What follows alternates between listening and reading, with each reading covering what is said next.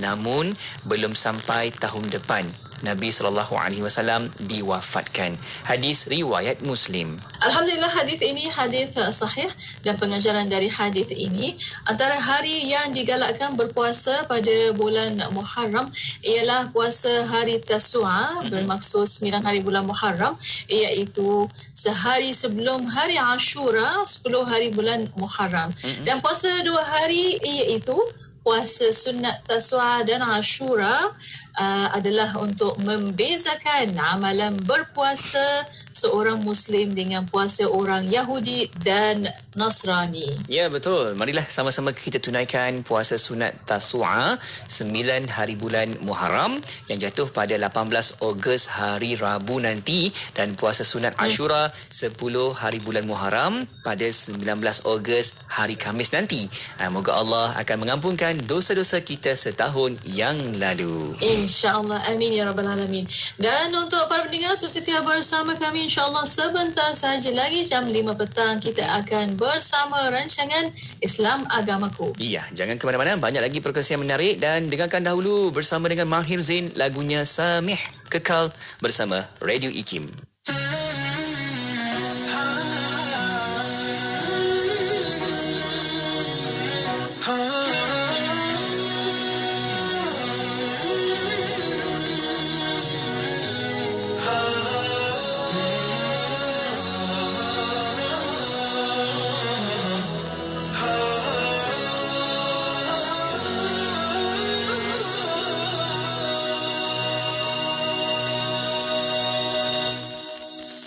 مسكين قلبك لا يقوى لا يتحمل أن يبقى في ضيق خصام لا لن يقدر فطرتك تنادي بصفاء مهما يحصل سامح واصفح أنت الرابح وغدا تؤجر سامح أنت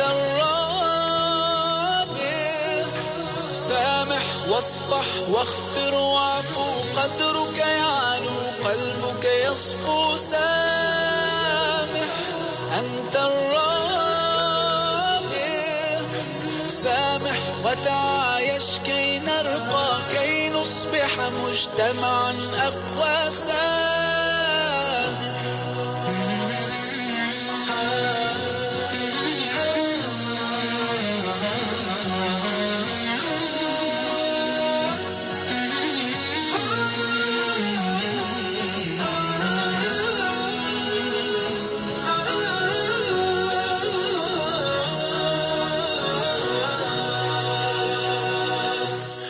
نتحاور نختلف ولكن لا نتحامل إنسانيتنا تدعونا أن نتواصل إن لم يكن الأمر وفاقا فلتتقبل سامح واصفح أنت الرابح وغدا تؤجر سامح أنت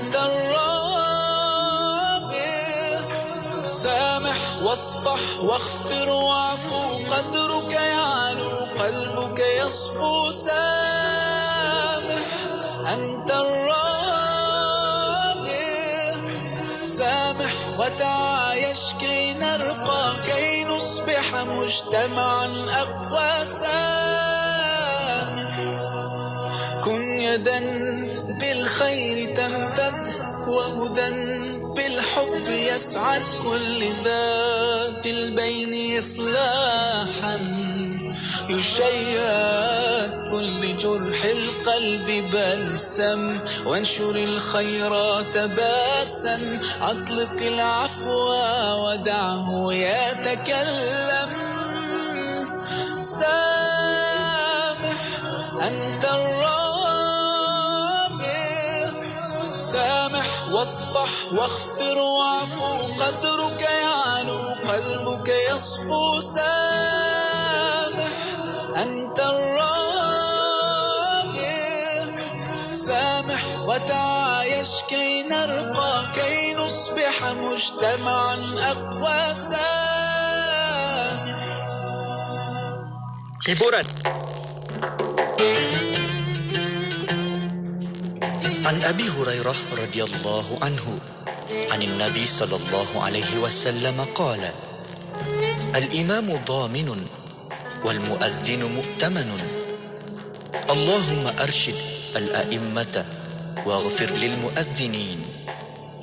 Daripada Abu Hurairah radhiyallahu anhu, Nabi sallallahu alaihi wasallam bersabda, seorang imam adalah penjamin dan muazzin adalah orang yang diamanahkan. Ya Allah, berilah petunjuk kepada para imam dan ampunilah orang yang melaungkan azan. Riwayat Abu Daud dan At-Tirmizi. أمسينا وأمسى الملك لله والحمد لله لا إله إلا الله وحده لا شريك له له الملك وله الحمد وهو على كل شيء قدير. رب أسألك خير ما في هذه الليلة وخير ما بعدها وأعوذ بك من شر ما في هذه الليلة وشر ما بعدها. رب أعوذ بك من الكسل وسوء الكبر. رب أعوذ بك من عذاب في النار وعذاب في القبر. Kami dan seluruh kerajaan memasuki waktu petang kerana Allah. Segala puji bagi Allah. Tiada sesembahan yang berhak disembah melainkan Allah semata. Tiada sekutu baginya. Semua kerajaan hanya miliknya dan segala pujian hanya untuknya. Dia Maha berkuasa atas segala sesuatu. Wahai Tuhanku, aku memohon kebaikan yang ada di hari ini dan setelahnya. Sebaliknya aku memohon perlindungan dari keburukan yang ada di hari ini dan setelahnya. Wahai Tuhanku, aku berlindung kepadamu dari kemalasan dan buruknya umur tua. Wahai Tuhanku, aku berlindung kepadamu dari azab neraka dan azab kubur. Haji Abdul Rahman Limbung atau nama sebenarnya ialah Haji Abdul Rahman bin Haji Abdul Hamid bin Abdul Qadir, merupakan seorang ulama Melayu terkemuka yang memiliki peribadi sangat menarik dan warak. Beliau juga seorang ulama pejuang menentang penjajah di Terengganu yang sangat disegani. Haji Abdul Rahman dilahirkan pada tahun 1868. Semasa kecilnya, beliau telah mula mendalami pengajian agama dan sememangnya di zamannya perkembangan Islam cukup pesat. Oleh kerana itu, tidak hairanlah jika beliau sejak kecil lagi sudah menerima pendidikan agama yang cukup mantap. Haji Abdul Rahman Limbung disebut sebagai seorang yang mempunyai kecerdakan akal yang luar biasa, meliputi pelbagai disiplin ilmu.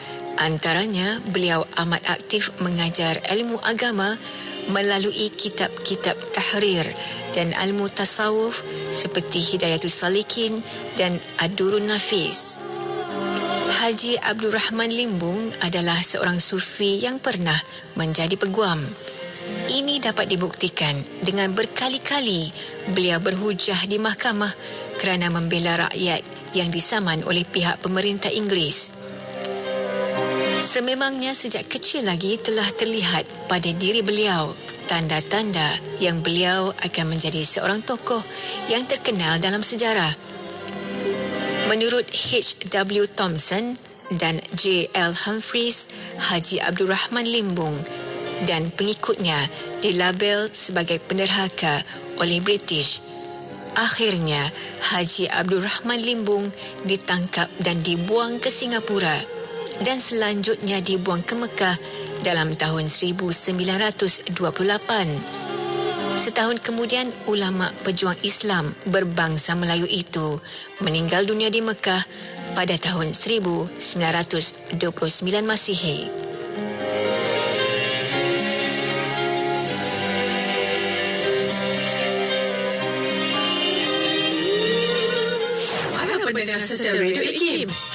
boleh mendapatkan barangan cenderamata eksklusif dari IKIM khas untuk anda seperti t-shirt IKIM, shawl, tudung pashmina, topi, payung silver coded, sejadah dan banyak lagi. Sila layari laman sesama IKIM Niaga di www.ikimniaga.my dan juga boleh didapati melalui aplikasi Shopee.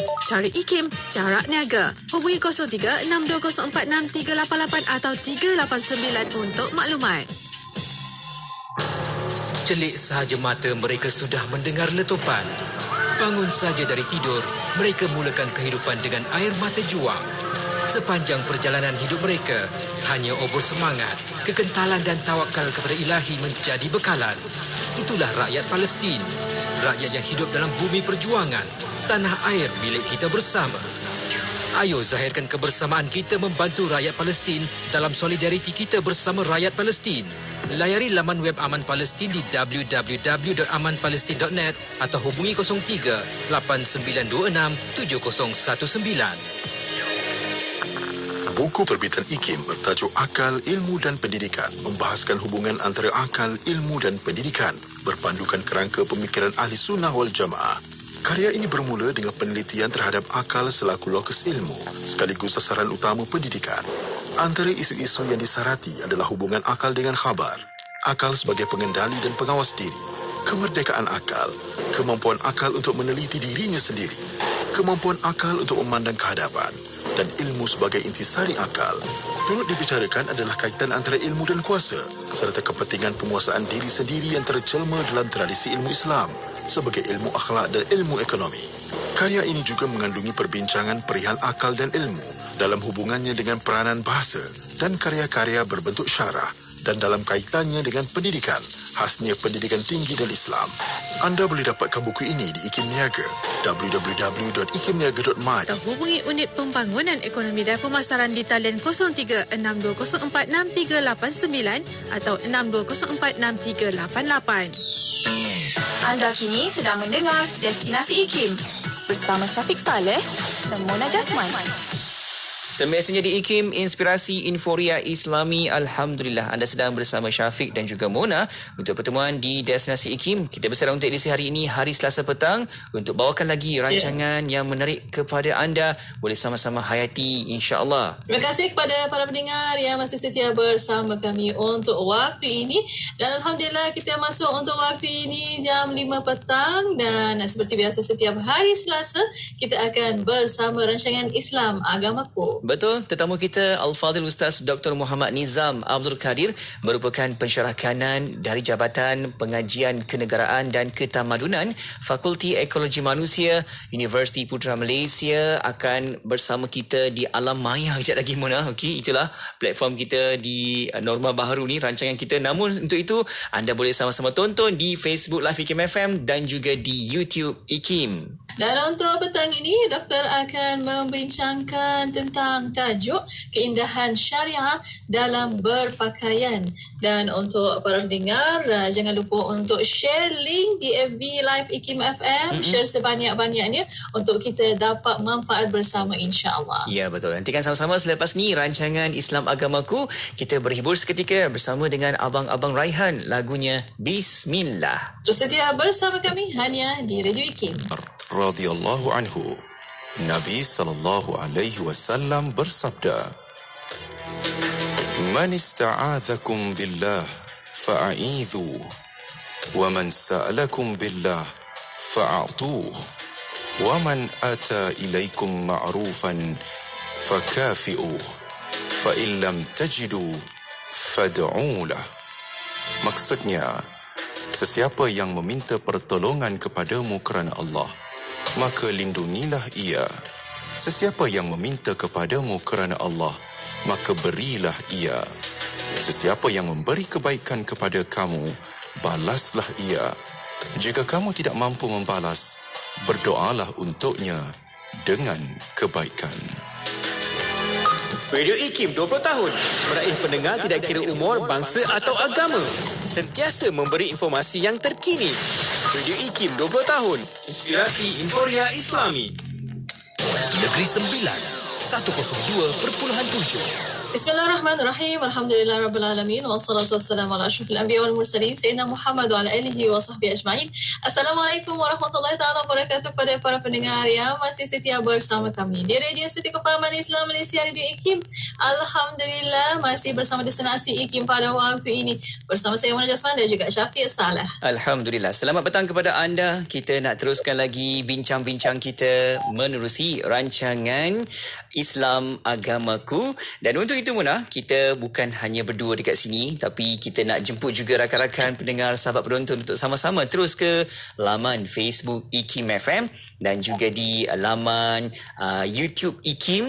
Kita boleh sama-sama tonton secara langsung rancangan Islam Agamaku. Seperti biasa Mona, rancangan ini kita nak bincang-bincang perkara yang baik-baik kan. Sebenarnya kita dah tahu, tapi kenapa tak sampaikan dekat orang lain? Kenapa tak cerita dekat orang lain? Tambah-tambah orang yang nak mengenali Islam. Inilah manfaatnya untuk terus kita nak berdakwah. Dan untuk waktu ini kita akan bersama tetamu untuk rancangan Islam Agamaku pada petang ini bersama Fadil Ustaz Dr.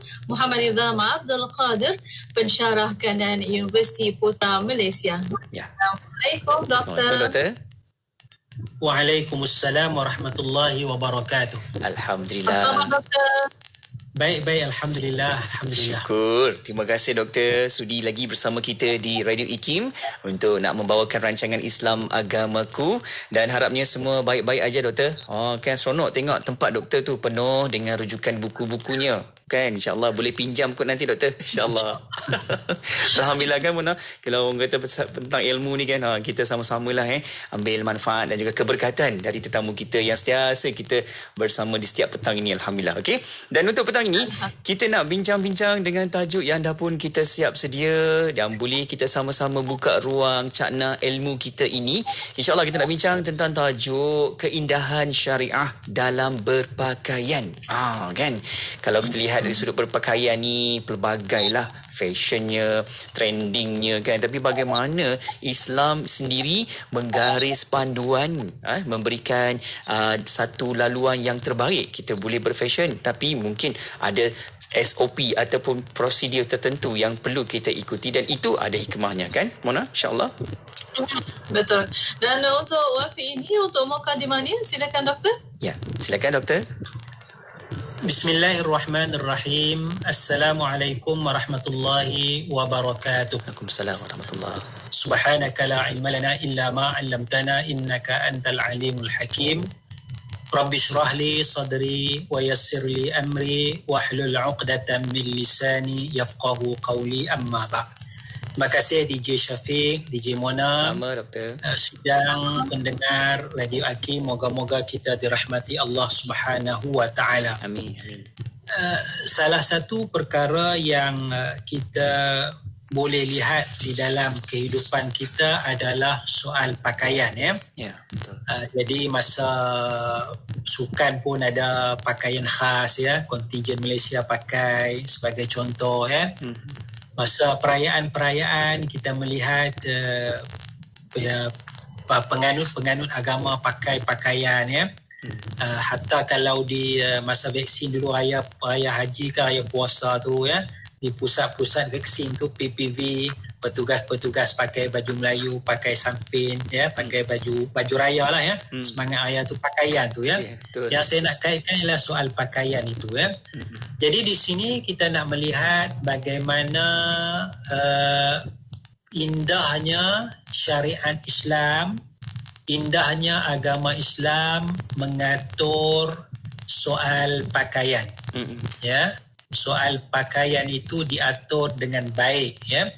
Jadi apabila kita melihat seorang yang beragama Islam, kita melihat ya, seorang Islam, seorang yang Muslim yang bertakwa, yang patuh kepada agama, dia akan nampak dari sudut pakaiannya itu ya. Pakaian yang kita nampak ada beberapa ciri ya, beberapa elemen, beberapa asas ya. Jadi pakaian itu satu perkara yang penting, dan di sini kita nak bincangkan keindahan syariat Islam dalam tata cara berpakaian. Saya ingat ada 3 perkara yang saya nak sentuh pada petang ini. Iaitu dalam soal pakaian ini, yang pertamanya soal penutupan aurat. Ya, syariat yang pertama sekali dia nak supaya menutup aurat itu. Ya, jadi soal pakaian tu tidak menjadi masalah. Soal pakaian, bagaimana kita nak pakai, bentuk pakaian itu bukan asas yang utama. Ya, sebab itu bila kita lihat Nabi Muhammad sallallahu alaihi wasallam sendiri pun, Nabi Muhammad dia banyak jenis pakaian. Ada jubah Yaman, sedangkan Nabi Muhammad sallallahu alaihi wasallam bukan orang Yaman, bukan dari Yaman, jauh Yaman dengan Mekah dengan Madinah tu. Mekah ke Yaman pun dekat 500-600 km. Mekah nak pergi Madinah pun 450 km. Jadi jarak antara Nabi di Madinah dengan Yaman tu hampir 1000 km. Tapi perdagangan ada, maka Nabi menggunakan jubah Yaman. Begitu juga jubah Syam, Nabi SAW menggunakan jubah Syam. Jadi tidak ada masalah ya penggunaan tu. Jadi syariat Islam, perkara yang asas tekankan ialah soal penutupan aurat. Jadi apa itu aurat? Aurat ini adalah anggota badan yang kita katakan malulah kita nak tunjuk kepada orang ya. Malu kita nak tunjuk kepada orang. Itu aurat lah ya, aurat ya. Lebih lagi bahagian yang kita kata besar itulah, bahagian daripada pinggang ke lutut ya, bahagian dada ni sikit ya. Ini bahagian yang major lah, yang mughallazah, yang berat, yang major ya. Jadi syariat nak jaga benda ni, macam mana pun akal yang sihat menyatakan elok tutup, kerana dia adalah aurat. Dia satu keaiban, satu benda yang tidak baik kalau kita membuka aurat kita ya. Bayangkan DJ Syafiq, DJ Mona, sidang pendengar sekalian, kalau kita pergi pejabat ya, bertugas di rumah lainlah, pergi pejabat pakai apa baju panas yang nampak bulu ketiak tu ya. Yang nampak bulu ketiak tu kan.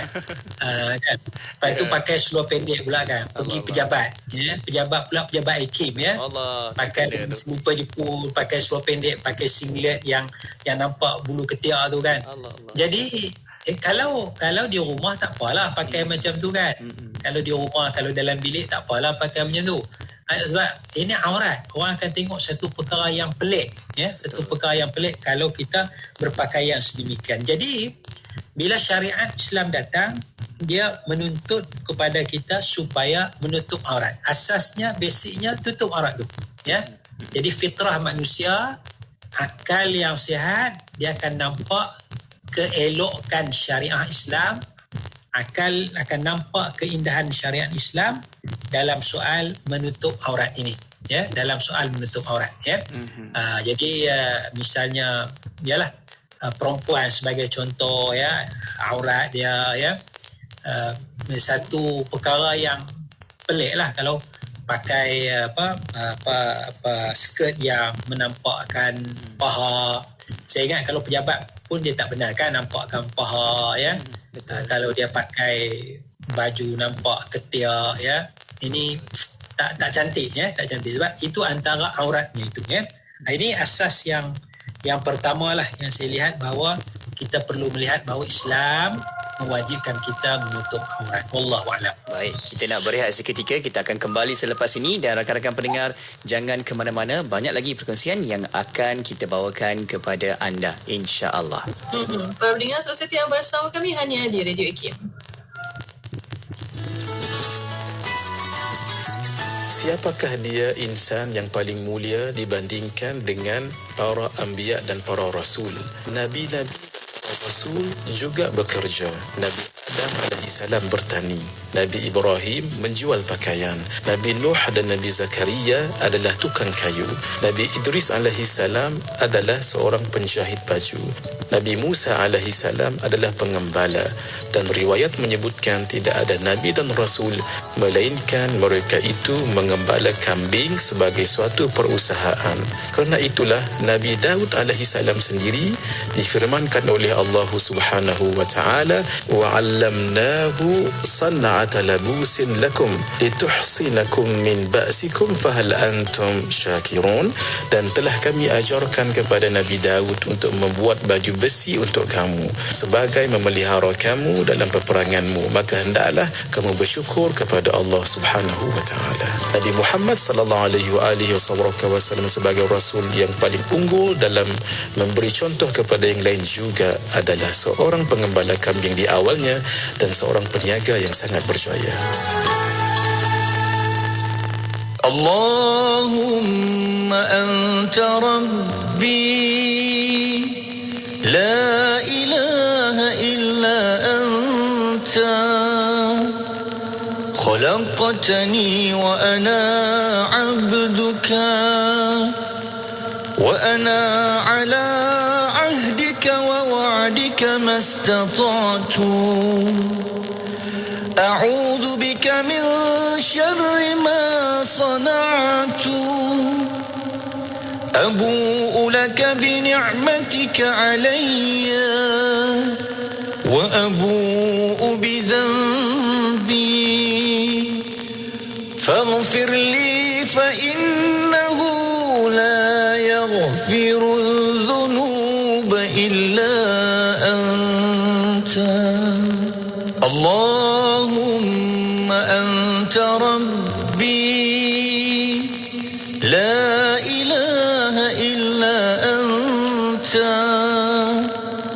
khalaqtani wa ana 'abduka wa ana 'ala 'ahdika wa wa'dika mastata'tu a'udzu bika min syarri ma sana'tu abu'u laka bi ni'matika 'alayya wa abu'u bi dhanbi faghfir li fa innahu la yaghfiru dhunuba illa anta Allahumma anta rabbi la ilaha illa anta khalaqtani wa ana 'abduka wa ana 'ala 'ahdika wa wa'dika mastata'tu a'udzu bika min syarri ma sana'tu abu'u laka bi ni'matika 'alayya wa abu'u bi dhanbi faghfir li fa innahu la yaghfiru dhunuba illa anta. Inspirasi, Inforia, Islami, semuanya di IKIM. Bismillah, alhamdulillah, wassalatu wassalamu ala rasulillah. Alhamdulillah, masih bersama kami di Selasi IKIM untuk waktu ini bersama rancangan Islam Agamaku. Ya, betul. Kita masih lagi menghayati perbincangan ilmu dengan tetamu kita yang berada di talian maya kita ketika ini, iaitu Al-Fadhil Ustaz Dr. Muhammad Nizam Abdul Qadir, merupakan pensyarah kanan dari Jabatan Pengajian Kenegaraan dan Ketamadunan Fakulti Ekologi Manusia Universiti Putra Malaysia. Dan kita nak teruskan dengan tajuk kita hari ini, memang begitu kena dan juga rapat untuk kita nak terus bincangkan dan juga refresh kembali, dengan apa yang perlu kita ingatkan tentang keindahan syariah dalam berpakaian. Doktor, kita nak sambung kembali doktor menerusi tajuk ini. Silakan. Bismillahirrahmanirrahim ya. DJ Syafiq, DJ Mona, tadi saya dah sebutkan asas yang pertama ialah soal menutup aurat ya, soal menutup aurat. Manakala asas yang kedua ialah soal kesopanan. Jadi dalam berpakaian ini syariat Islam mengatur supaya umat Islam berpakaian dengan sopan ya. Kalau kita boleh ambil firman Allah Subhanahu wa taala, a'udzubillahi minasyaitonir rajim, khuzu zinatakum inda kulli masjidin. Ambillah perhiasan kamu tiap-tiap kali ke masjid ataupun tiap-tiap kali bersolat. Jadi tafsiran para ulama pelbagai ya. Maksud perhiasan ni, ambillah perhiasan ketika nak pergi masjid, nak pergi solat ni. Antara tafsirannya ialah menutup aurat, satu ya. Tapi kalau kita melihat dari sudut perkataan zina, maksud perhiasan ini sudah satu dia juga mencakupi persoalan kecantikan, persoalan kesopanan dalam soal pakaian itu. Maknanya ayat ini khuzu zinatakum inda kulli masjidin ni dia ada dua cabang, iaitu cabang yang pertama tutup aurat bila nak pergi masjid, bila nak solat. Kalau tak tutup aurat, solat tak sah. Satu. Cabang yang keduanya mestilah kita berhias cantik, berhias elok. Kerana apa? Kerana ya kita ke masjid, kita ada masyarakat ya, dan kita nak menghadap tawajuh kepada Allah Subhanahu wa taala, maka kita kena sebagai hamba perhiaskan diri kita kepada Allah Subhanahu wa taala. Sebagaimana kita nak sebelum sembahyang tu kita wudu, bersihkan daripada najis, daripada kotoran dan sebagainya. Jadi indahnya syariat Islam ni dalam soal pakaian ya, mestilah pakaian tu pakaian yang sopan ya. Ada pakaian yang kita nampak, akal kita pun nampak pelik ya, nampak pakaian apa macam ni kan. Jadi kalau nampak pelik, nampak tak berapa akal, tak boleh nak terima ya, maka dia lari daripada kesopanan itu ya, kesopanan itu ya. Jadi bila kita tengok pakaian orang Islam, kita akan nampak keindahan dia sebab dia tutup aurat, satu. Yang keduanya pasal dia ada nilai-nilai pakaian yang dipakai orang Islam. Misalnya lelaki pakai jubah ya, pakai baju Melayu ya. Kalau pakai biasa pun nampak ya, kesopanan dia. Pakai tracksuit, pakai t-shirt pun masih lagi nampak sopan pasal ada tutup aurat, ada kesopanan kat situ.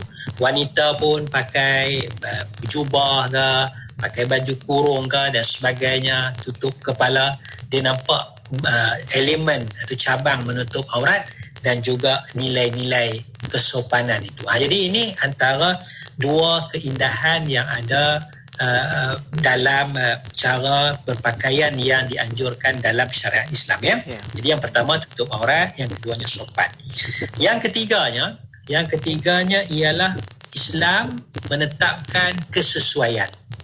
Ya, pakaian itu dia sesuai dengan misalnya kita katakan jantina. Ya, pakaian yang sesuai dengan jantina ya. Saya pakai kepiah ni ya, kepiah. Kalaulah perempuan pakai, DJ Mona pakai kepiah ni, cuba tengok sekali.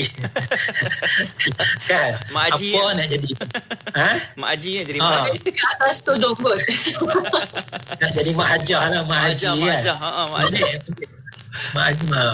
Saya pula kalau pakai tudung tudung pakai. Kalau pakai sorban lain. Sorban tu sesuai. Kita tengok Arab pakai sorban ya.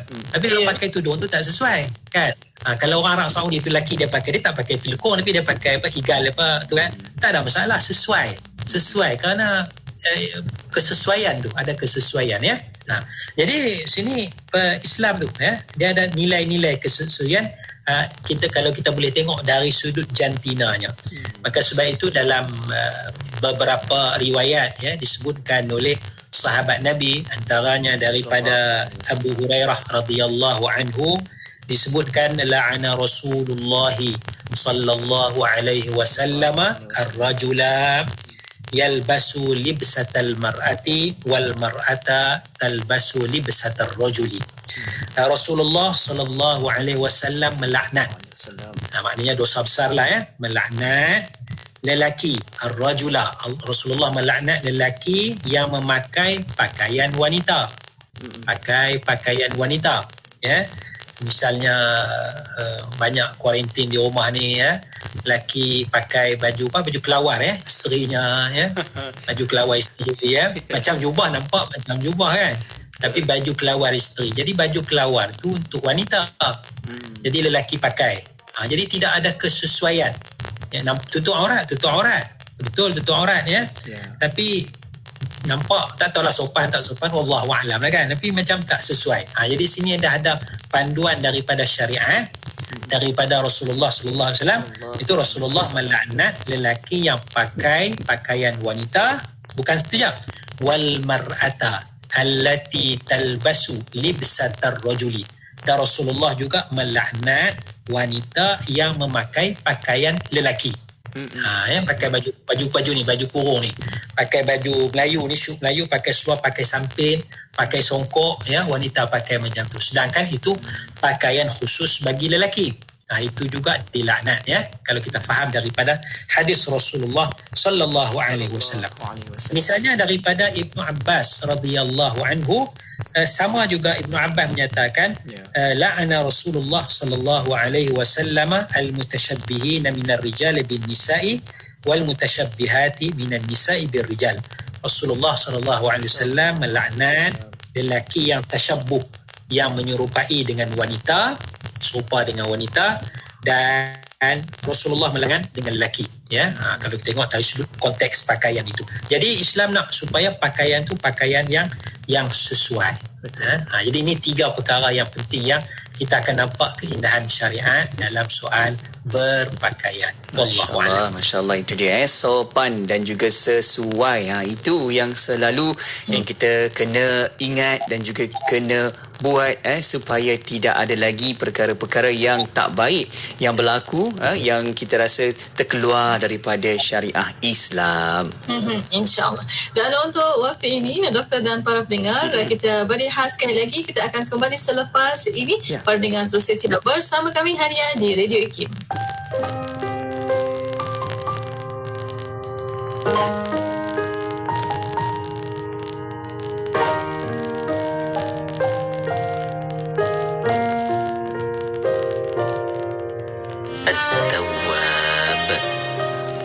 Apa makna At-Tawwab? At-Tawwab artinya yang maha menerima taubat. Kita ini pentaubat. Dia maha menerima. Orang yang senantiasa bersedia menerima tetamu tentu akan selalu mempelawa tetamunya datang.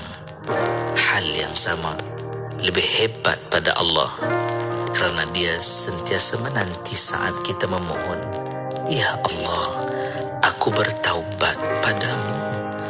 Ketika itulah dia berkata, akulah yang namanya At-Tawwab. Aku, kata Allah, adalah seperti mana yang kamu gambarkan diriku, maka itulah aku. Kalau kita menggambarkan Allah dengan At-Tawwab, yang sentiasa menerima taubat, insya-Allah Allah akan pandang kita dengan wajah yang sentiasa meredai atas kita.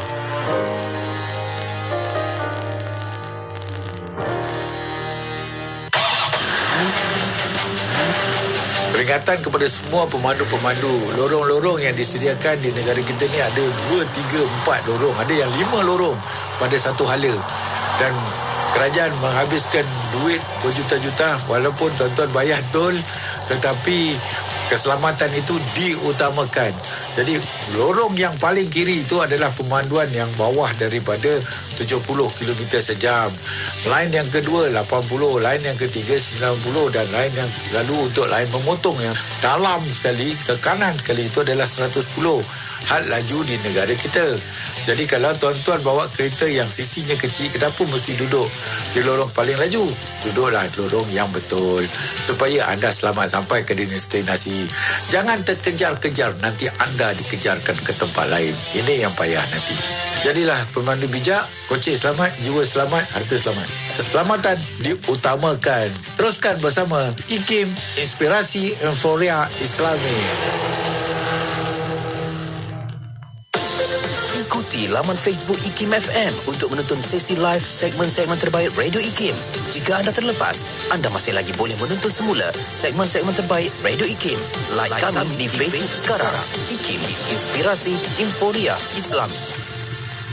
Radio IKIM 20 tahun Inspirasi Euforia Islam yang Alhamdulillah masih bersama kami pada waktu ini, destinasi IKIM untuk rancangan Islam Agamaku. Ya, betul Mona. Kita masih lagi mendengarkan kuliah ilmu kita petang ini bersama dengan Al-Fadhil Ustaz Dr. Muhammad Nizam Abdul Kadir, merupakan pensyarah kanan dari Jabatan Pengajian Kenegaraan dan Ketamadunan Fakulti Ekologi Manusia Universiti Putra Malaysia, dan petang ini kita bincang dengan tajuk keindahan syariah dalam berpakaian. Okey, bila sebut tentang pakaian ni doktor, ada juga sahabat pendengar kita bertanya, doktor, saya ni datangnya daripada keluarga yang budayanya lain, agamanya lain, dan juga saya seorang mualaf. Tapi bolehkah apabila tiba di waktu-waktu perayaan saya nak mengguna pakaian tersebut? Doktor, ini sebab berkaitan dengan budaya, doktor. Macam mana doktor untuk kita nak berhadapan dengan situasi ini, doktor? Silakan. Bismillahirrahmanirrahim, ya. Baik, persoalan tentang orang Islam menggunakan pakaian kebangsaan, etnik, ya, kebangsaan kaum dia, ya. Budaya. Dia seorang Cina, mualaf Cina. Jadi dia nak pakai pakaian warna merah sempena Tahun Baru Cina, ya. Begitulah ya perayaan kalau dia kadazan, dia gawai dan sebagainya, ya.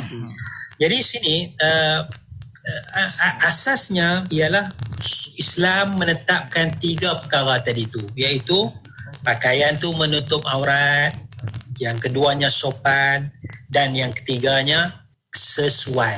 Ya, kesesuaian, ya. Dan Islam tidak menetap, tidak semestinya bila masuk Islam mesti pakai jubah, ya. Ada di kalangan orang yang baru masuk Islam, saudara-saudara kita bila masuk Islam tu dia pakai baju Melayu, dia pakai samping dan sebagainya, ya. Jadi itu yang kadang-kadang orang kata bila masuk Islam ni masuk Melayu. Ya. Jadi itu bukan suatu tuntutan, ya. Bukan suatu perkara yang dituntut dalam agama Islam, ya. Tak semestinya. Kalau nak masuk Islam tu pakai tracksuit, pakai t-shirt pun tak ada masalah, ya. Kerana yang penting syahadah, mengucap 2 kalimah syahadah je. Jadi Islam tak menetapkan bentuk pakaian, dan bentuk pakaian ini kadang-kadang kalau kita perhatikan dia dipengaruhi oleh cuaca. Ya, cuaca dipengaruhi oleh budaya dan juga mungkin gaya hidup, ya. Jadi kalau di negara Arab, ya, mungkin jubah sesuai kerana panas, ya, ada angin, ya, mungkin jubah, ya. Kalau di negara barat sana Eropah, dia ada musim panas, musim sejuk tu sesuai dengan pakaiannya, ya. Kalau kita nak pakai jubah saja, selai 2 helai jubah tu musim sejuk kan, tak sesuai nak pakai dengan waktu sejuk. Jadi tak kisah, ya, kerana itu cuaca, ya. Jadi yang penting pakaian tu panas dan juga kesesuaian, ya. Jadi kalaulah pakaian bangsa kita, pakaian itu menutup aurat, alhamdulillah silakan. Kalau pakaian bangsa kita tak tutup aurat, kita adjust sikit. Kita adjust sikit supaya pakaian tu menutup aurat, ya. Kalau pakaian tu kita, insya-Allah pakaian bangsa ni insya-Allah dia sopan. Pakaian mana bangsa yang saya duk tengok ni insya-Allah sopan. Orang Cina pakaiannya sopan, orang India pakaiannya sopan, orang Kadazan pakaiannya sopan. Kesopanan tu ada, ya. Gawai ke apa ke, kesopanan tu ada. Cuma nak up sikit lagi je, nak nilai tambah sikit lagi. Kalau dia seorang Muslim, ya, daripada dah pakai elok dah, sesuai sopan, nak up sikit lagi je, tingkatkan lagi supaya menutup aurat. Mungkin kita adjust sikit je lah, adjust sikit. Katalah pakaian tu dia pakai tu nampak lutut, yang pakaian kaum dia, maka dia cuba adjust sikit. Ini maknanya pahala yang dapat kepada orang mereka passion ni, Ya, mereka passion supaya orang berminat dengan pakaian yang menutup aurat. Dia buat satu pakaian bangsa tu, perayaan dia untuk Muslim ni pakaian yang menutup aurat sesuai dengan bangsa ini, budaya ini ya. Kalau dia mu'allaf, ya, dia mu'allaf, duduk pakaian dah elok dah sopan sesuai tapi tak orang tutup aurat. Maka dia bagi idea bagaimana nak bagi tutup aurat itu. Jadi tak ada masalah untuk dia pakai kerana dia sekadar nak bersama dengan keluarga yang mungkin non-Muslim lagi ya, nak makan besar, tema pakaiannya warna merah, tema pakaian. So nak gembirakan ahli keluarga pakai pakaian warna merah sebagai contoh ya.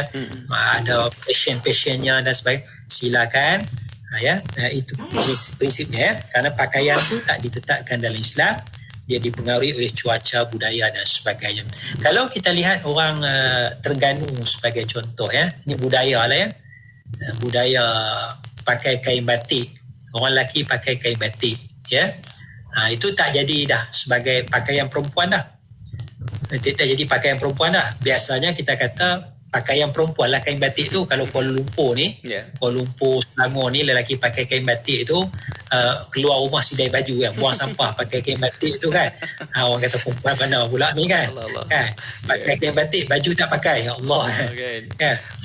Tapi kalau di Terengganu dia tak jadi tasyabuh, tak jadi serupa dengan perempuan lah kan. Pasal dah budaya dia ratusan tahun dah macam tu, dah diterima ya. Jadi tak jadi masalah lah.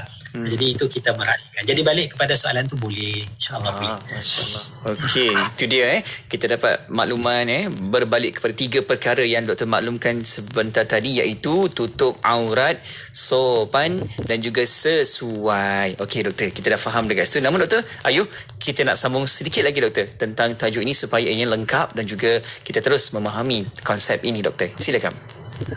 Bismillahirrahmanirrahim ya. Satu lagi yang saya nak sebutkan ialah bagi mu'allaf sebagai contoh, bila kita faham 3 perkara ini, maka kita boleh berdikit-dikit, sikit-sikit ya. Yang pertama, mungkin pakaian kita itu pakaian yang sesuai. Bila kita jadi mu'allaf, Muslim, mu'allaf, kita tak boleh nak drastik, tak mampu ya. Kita bagi pakaian kita itu pakaian yang sesuai.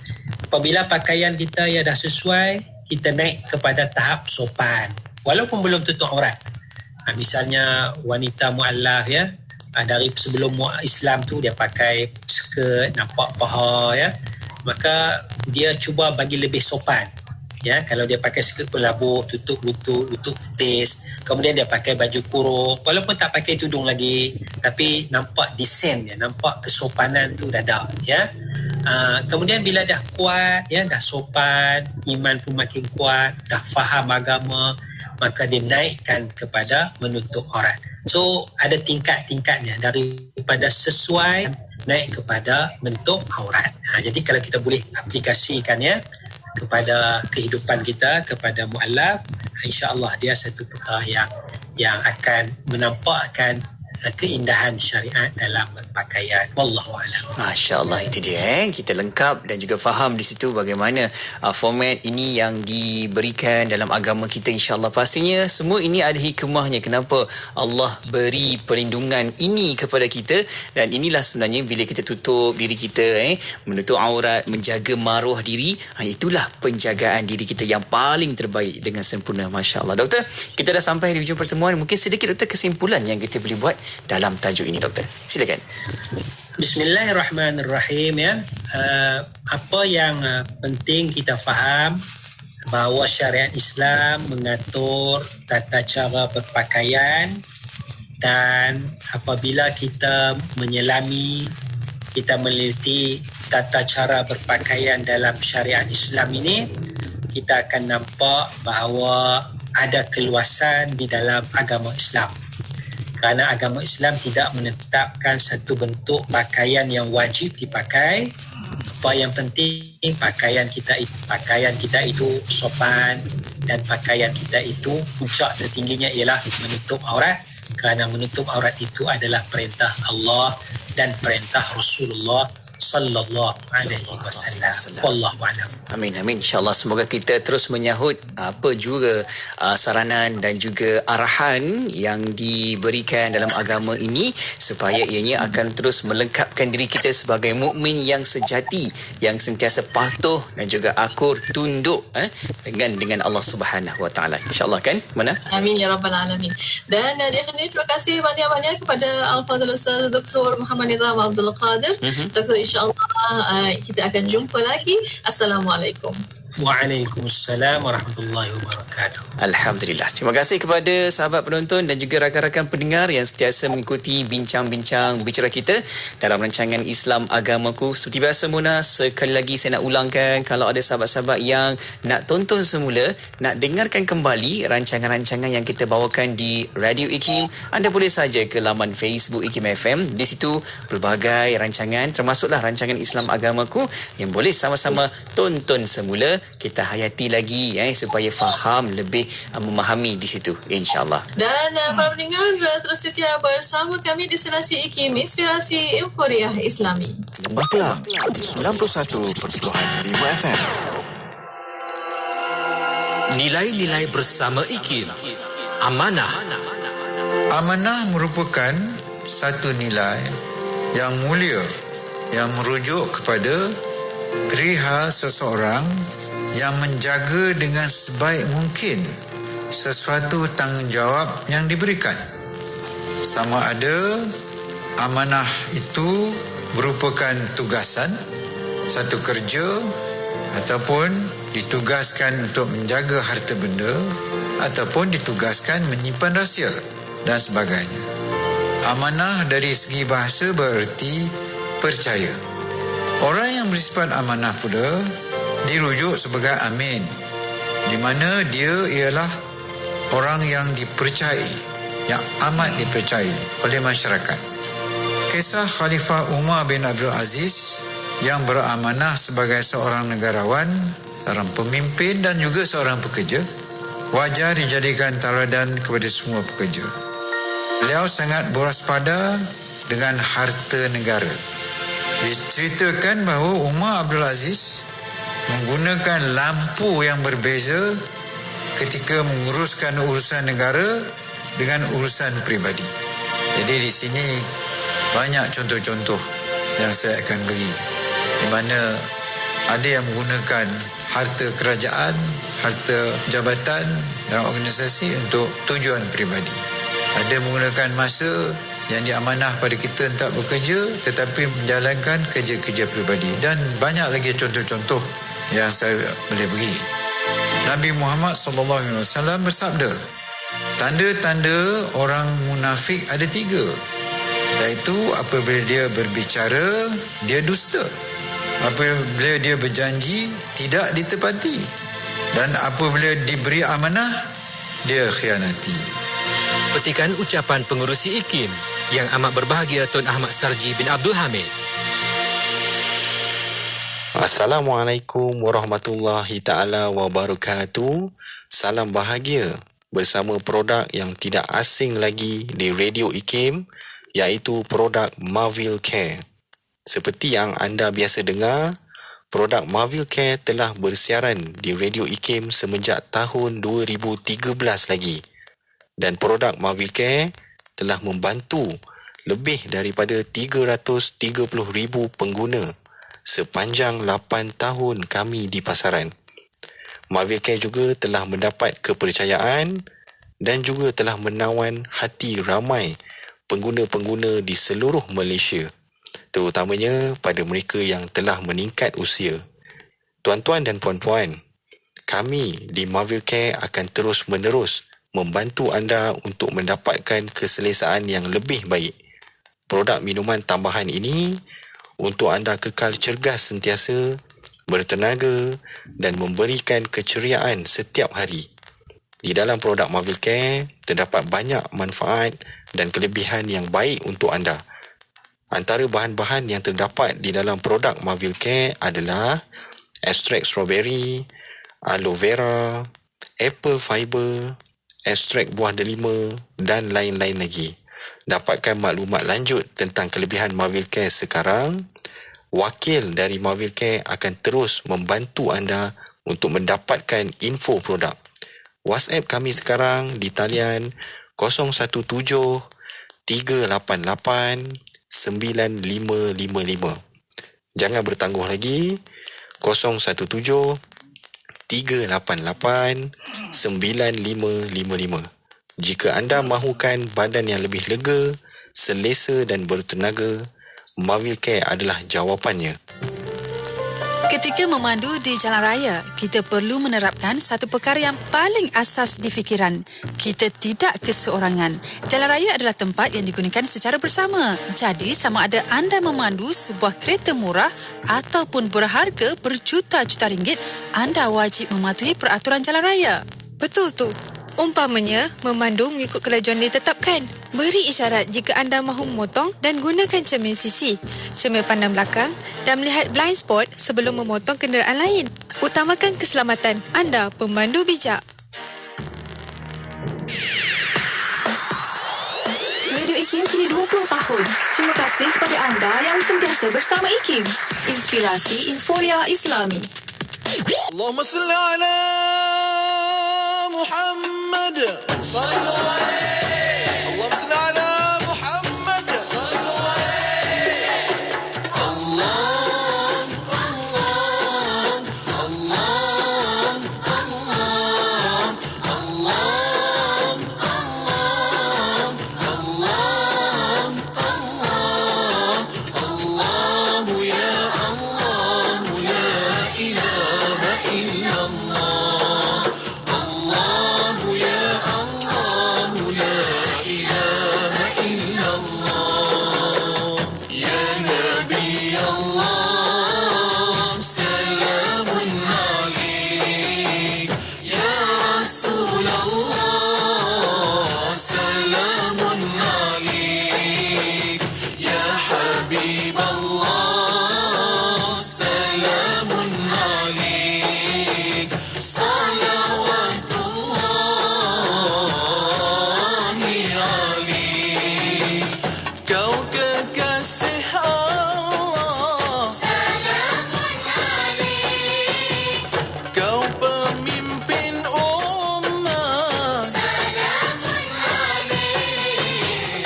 Engkaulah Muhammad salamun alaik. Yang mengambil beras salamun alaik. Engkaulah cahaya sinar harapan yang membawa rahmat ke seluruh alam. Ya Nabi Allah salamun alaik. Ya Rasulullah salamun alaik. Ya Habib Allah salamun alaik. Salawatullahi alaik. Akhlakmu terpuji salamun alaik. Peribadi